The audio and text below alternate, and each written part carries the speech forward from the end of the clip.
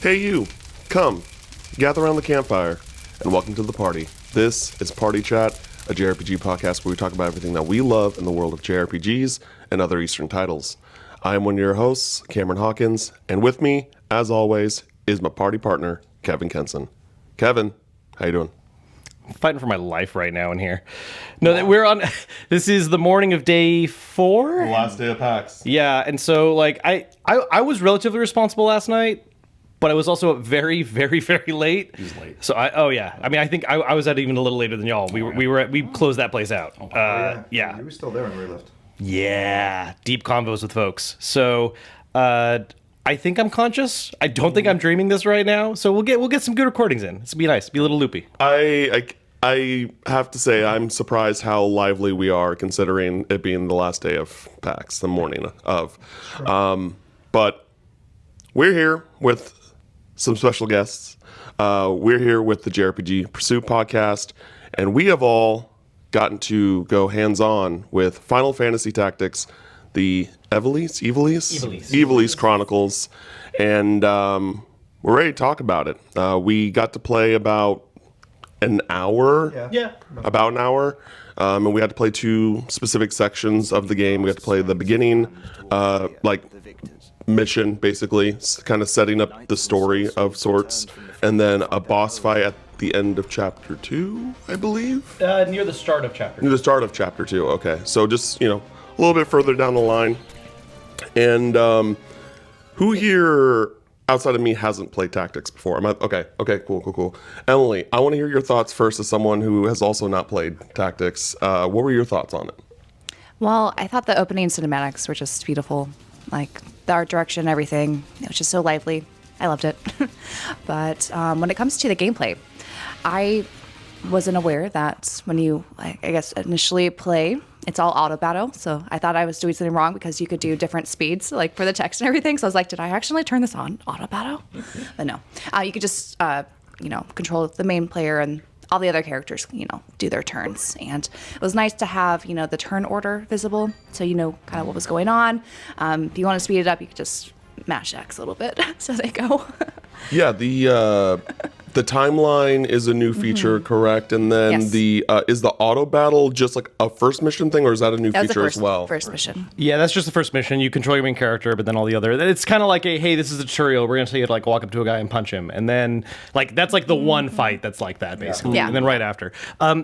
The turn order was in the original, but it was kind of buried. It wasn't just present on screen like It was is in this menus. one. Yeah, you had to go through menus, and it wasn't really the most intuitive looking thing. It was just kind of like a lineup of characters. I think PSP did put it on the screen, but it was at the bottom lineup. Yeah. This one is really nice and clean looking. They give you a very clear here's the next person, here's the person after them, here's the person after them. They're all numbered, which is nice. And when you choose your moves, you'll see where if the move takes time, it shows you where they're now going to move. Mm-hmm. It's a really a nice UI change. Yeah, it's like Trails except reverse, because Trails is at the top. You have to do the bottom. Yeah, it took me a second to check. I was like, oh, okay. Yeah, it looked good. It looked good.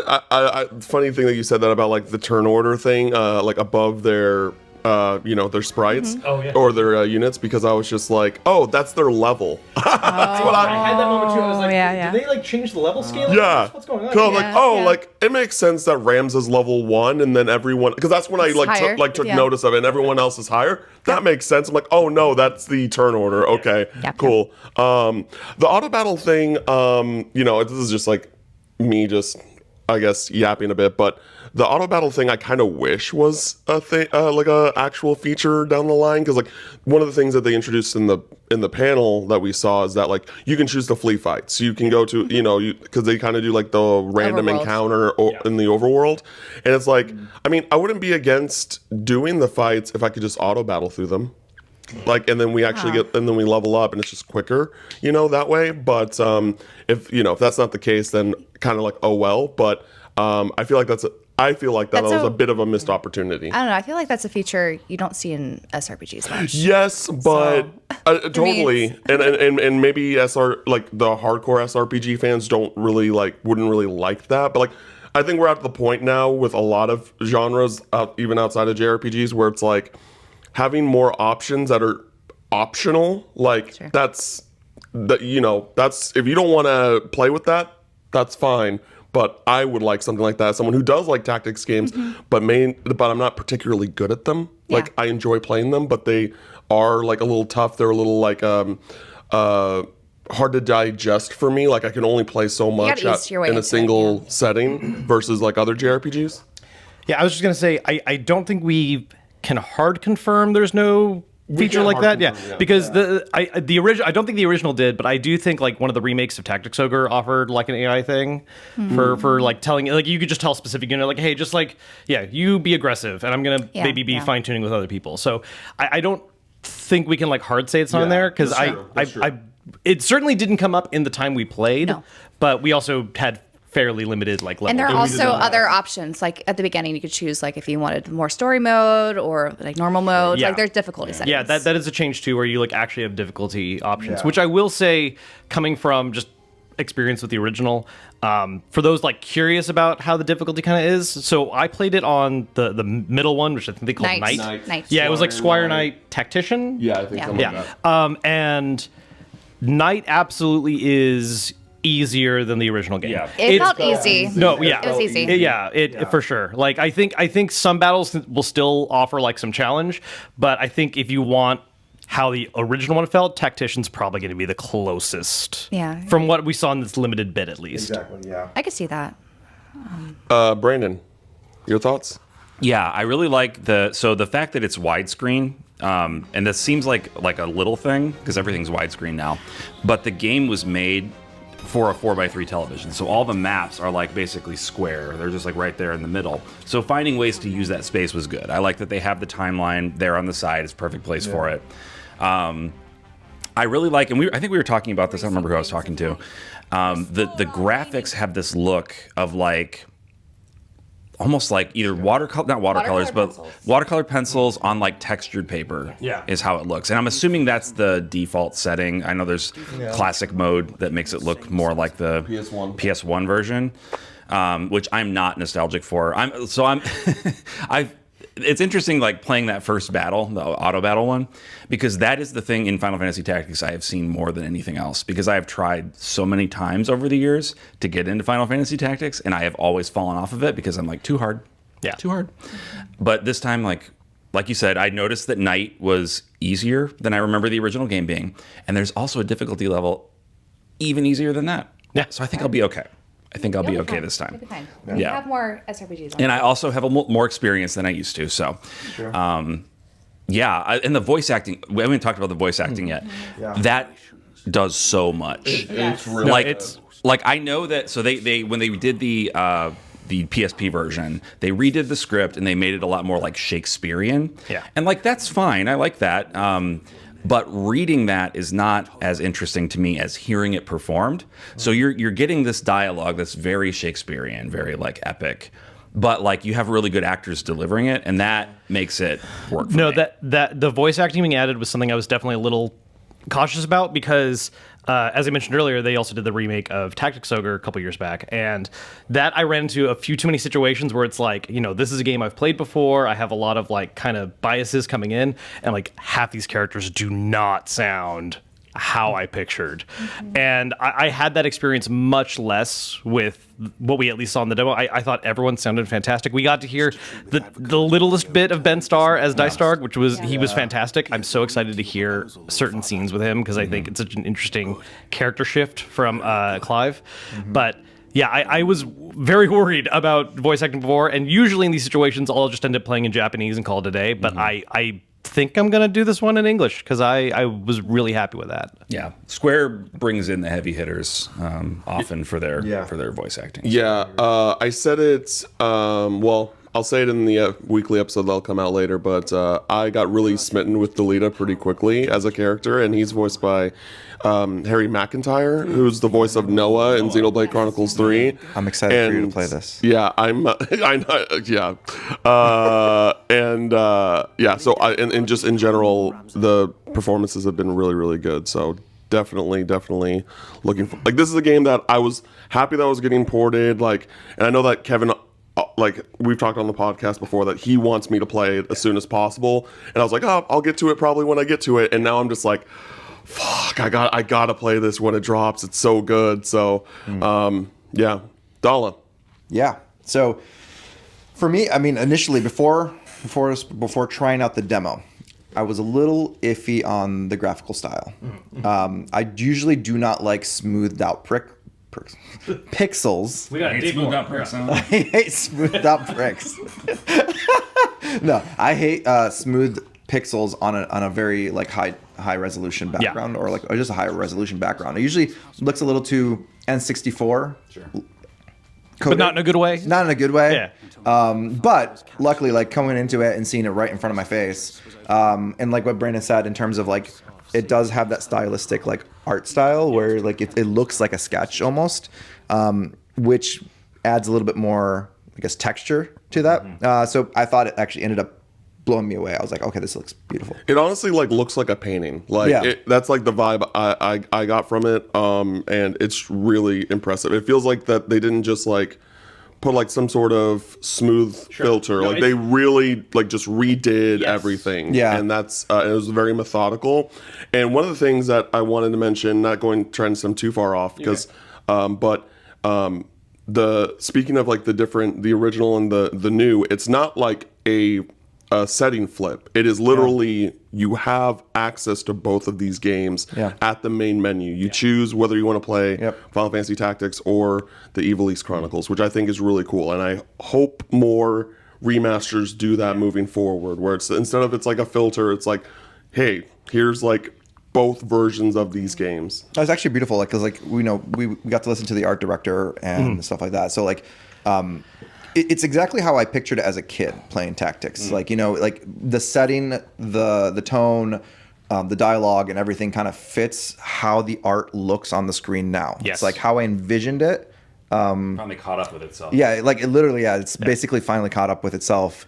And it's so amazing from that. And with the voice acting added there, it just so good. Yeah, did you guys get time to actually launch classic mode? No. Okay. Yeah. We were the two that did it. Yeah, we were side by side. That's right. Yeah, we were right next to each other. Yeah, we finished the stuff early enough that the attendant with us was just like, oh, if you guys just want to start classic mode, check it out. Yeah. And it was great to have that immediate contrast because, again, I've played Tactics multiple times. I've also experienced it on PSP where it's on a very small screen and like that kind of, that helps with certain pixel looks. And so after playing this remaster, we're like, yeah, this looks great. This looks like, kind of how I remember it. And then I go and like, oh, right. That's how big the pixels were. And we were also on pretty large displays we were sitting next to, like close to, which didn't help. Because even when we were in some of the panels, they did the side-by-side comparison. And in that scenario, I was like, oh, yeah, the classic looks a lot better here because you're just not so close to it. I know. Like when you're like in front of like a 4K screen and it's like right in your face, like those pixels are chunky. Yeah.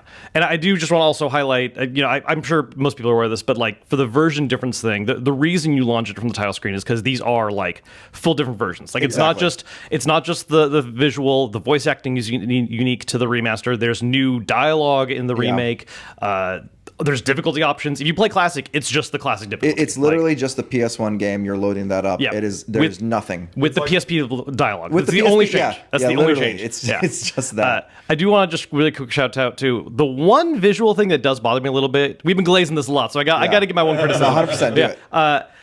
I don't love how they tried doing like talking portraits because they basically took the art and they just have the littlest tiny black hole in their mouth. Just kind of. Yeah, it's like it doesn't look like a mouth's moving. It just looks like a weird. Yeah, that was the one thing I was kind of like, I don't know about that, guys. They could have just left that out. Yeah, I think that change I didn't necessarily need. It's not like awful, and I'll get over it pretty quick. But the first time I saw that, I was like, I don't know about this, guys. No, I agree. I kind of hate that you put this into the ether because I definitely didn't notice that. And now the next time I'm specifically gonna look for it and I'm gonna be like, oh, that is annoying. Can't see anything and now else. I can't unsee anything else. Yeah. So thank you for putting that out there. You're welcome. Go ahead. I do like one aspect of the UI as well is like they've added, when you go up and you're going to attack a unit or something like that, you get the Fire Emblem look you get the before and after, and then in the middle it kind of gives you like, here's your attack, and you can kind of get a gauge of what you're doing, and then mix that with the ability to backtrack, and like if you've moved, you can now move back. Oh, like undo you can undo a turn. Yeah, you can which undo which is movement. so useful in Tactics because there's been so many times as a kid where I was just like, I fucked up. Because you don't I did this. How did I? You don't know where your spell is necessarily going to land. I know. Until you get there. Exactly, and so Yeah. like that just is such a good quality You know, of life. SRPGs, for at least for me, are like one of those I fall victim to where I move too fast. I'm thinking too ahead of myself, and then I misplace a unit, and then I'm just like, "Fuck!" I literally out loud like "shit," and then it's like, "Oh, do I just restart everything now because I fucked up?" But I think the best comparison to what or at least a more recent comparison of how the tactics choices are is like the Lunar Collection, where it's like, hey, you have the original voice acting, then you have remastered with like all the remastered stuff and the remastered voice acting, which that's the game that I've been talking about on the pod, and I do like when I do go back, I do want to replay the original and like hear the original, because I've heard bits and I'm like, oh, this is very 90s coded and this is very like Shakespearean and so I'm very I really want to do that for both Lunar and Tactics when I eventually get to it. Like I'll play the remastered first, of course, but like if I play it again, I definitely want to see like what the original was like. So did anyone else have any thoughts before we call it? The Black Mage is good. The Black Mage I is just good. totally like flew through that level. I actually do want to mention like some of the abilities because okay, here's one thing that and correct me if I'm wrong. I'm so glad that you brought up this because it really neuron activated. So Ramza can be any class or any job. Yeah. And just like can switch on the fly. Yeah, there's different like I don't know if switches I like you could do. Yeah, No? well, so he does have his Squire class actually does have some unique abilities that no one else gets. Yeah. So no, it's actually a thing where with each chapter, like the game kind of has like acts, and Remza's look changes with chapters, and each time his look changes, his core class, it's always called Squire, which I do wish they like maybe updated the name, but it actually gets better each time where he gets new abilities that no one else learns, or at least none other like regular character. And he also gets to equip better and better gear. So by endgame, you can actually have him be like the base class, and it will be a uniquely different thing. He gets an ability, I forget what the actual correct translation is, but I think in the original game they called it Scream. It's literally just all of your stats go up, and so you can spam that at the start of a map before you get up to someone, and it's beautiful. Well, also, isn't it? It's the job system, right? So any character can be any. Yes. Class. So there are a number of characters that have like special unique classes. You have Thunder God Sid for your shirt, and he has by far the most busted class in the game. Like that dude. Excited. Yeah. No, that dude is like a late join who is like that's the easy mode choice right there. Also, something they've added to the whole class system is loadouts. Like Yes. They were talking about that, and I was like, this is amazing. So like you can basically have your loadouts set up, and you can switch between them without having to go through like the trouble of having to unequip all the and skills exactly and- doing all that. So you can have like 3 or 4 loadouts depending on like if you're going into level up or you're like this is so Yeah, good. you could be like, oh, I really like Mage Ramza, but maybe there's a fight where you need him to be a little tankier because he's by himself, and Exactly. people know exactly what fight I'm talking about if you played the original. But yeah, like it's a really nice way of being able to go like, oh, I want different builds, and it's not just like change their equipment. It's like, no, I'll pick the class, the ability setups, the equipment, everything, and you can immediately swap between those very Yes. quickly between fights. And speaking of abilities, throwing a rock is actually feasible yeah. and does It things. does something. It does something. I will say won a fight by that. I don't know if it's because of like the difficulty adjustment in general, Yeah, probably. but like Throwstone does actually do damage Yeah. now. Like in the original, Like one damage. It's like one damage. it's like 3 or 4 maybe, Yeah, and we yeah. were doing like 15. No, like I beat one of the battles by using it, and I got like I hit a 20, and I was like, what the heck? Got him right here. Yeah, that's a good stone right there. Hell yeah. Yeah, and I like some of the just general skills, like for example with the archer, the aims like abilities, where it's like, hey, this is gonna hit a lot harder, but you have to sacrifice like Time. waiting longer, and like how that plays into a strategy as well. So I like you could also select the units or the squares. That was really neat. yes, Spellcasting that was was fun. that was huge. Was that not a thing in the original? It was a thing in the original. Oh, okay, but that's still But it's great. it's one of my favorite design choices where Yes. you do have to have the center target on a unit if you want it to like stay on that unit. Yeah. The AoE like splash doesn't count for that, but it's very nice to be able to go like, hey, I really just want to hit this guy. Or you're like, look, people are clumped over here. I want to target this area. Screw it if one guy leaves. I don't care. Okay, one question I do have that I like. I'm curious on your thoughts on that. I can understand if people like don't like it, or disagree with me, but like I'm not super happy that you can't pass through ally units. Or maybe I'm misremembering that. You mean you can't control them? You Or can pass through. You just Oh, can't okay, maybe- land Oh, the I same- see. Maybe I got super tied up with the first time where I was like, it just conveniently ended like right behind. I'm like, oh, I can't pass enemy units, and so I thought that. So okay, that's good to know. You can. Good. And I mostly like play Fire Emblem, so having the dead bodies there too was kind of cool. Yes. That's true. Yeah, they will count down and like disappear eventually, Right, which right. I finished the Like fights too 3 turns. fast to see if that like changed at Yeah, all. same. But Yeah. Okay. Yeah, you can't pass through enemy units. Which in the boss battle, the like chapter 2 boss battle, Gaff Garrigan really trolled me. He like spent the first half of the battle up on the cliff where I couldn't get to him very easily, and then he went down and went on the bridge right behind a dead body. So I was like, I can't get you. I brought archers and spellcasters. Yeah. So That was what I Yeah, had to do. Was I had my killed one him. archer. I killed him when he was up on the top. And I was like, You always need an archer and a You're good. spellcaster and a Yeah. healer in your I loadout. focused that guy right. Yeah. Or eventually, that's exactly what I did. or eventually just a dude with a gun. Mustadio gets shit. Yes. Oh, that's true. dude, there's guns in this game? Yeah. Hell yeah. Okay, cool. That's dope. That has me excited. There was one other thing that I wanted to mention, and I completely spaced on. So, never mind. Never mind. We're gonna be midway through talking about like Octopath Traveler, and you're just gonna be like, Yeah. Well, you got to cut that out. no, we can talk about the fact that we played them. Yeah. Oh yeah. We just can't. We can't We, say what we can talk think about we played them. We just can't give our thoughts. Yeah. Yep. In this video. But we will in the next one we record. Yeah. But yeah, cool. Any other last thoughts before? I think we're all excited for this game. Yes. It's gonna be a good time.